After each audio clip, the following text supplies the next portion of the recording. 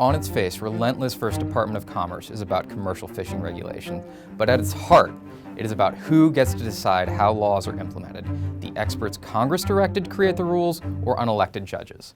The opponents in this case are asking the Supreme Court to overturn what is known as the Chevron doctrine, a 40-year-old legal precedent that says when the law is ambiguous about a specific issue, the courts should defer to the agency experts to reasonably interpret that law.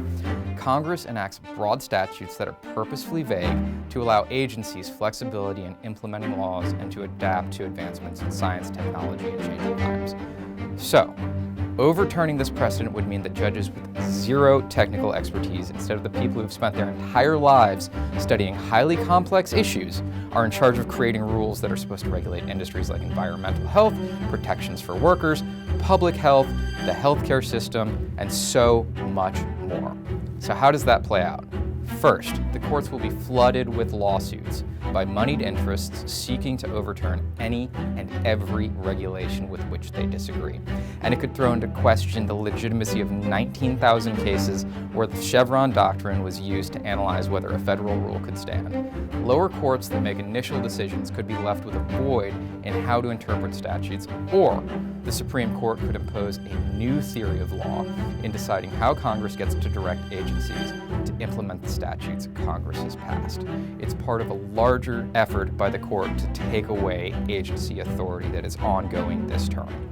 Either way, it swings the door wide open to allow unelected judges to impose their political will, allowing them to implement federal policies over Congress's direction that agencies use their own expertise to create the rules that protect and serve the American people.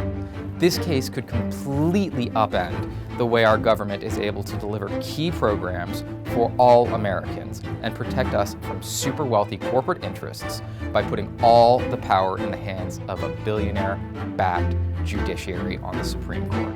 So, is there anything Congress can do? Sure.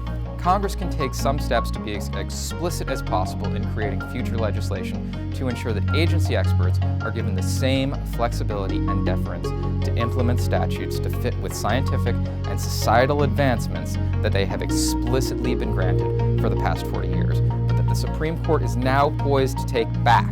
More importantly, we need court reform now.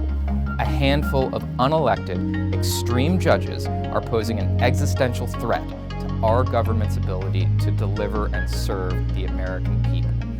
Trust in the Supreme Court is at an all-time low. The need for real court reform, starting with a binding code of ethics and term limits for justices, has never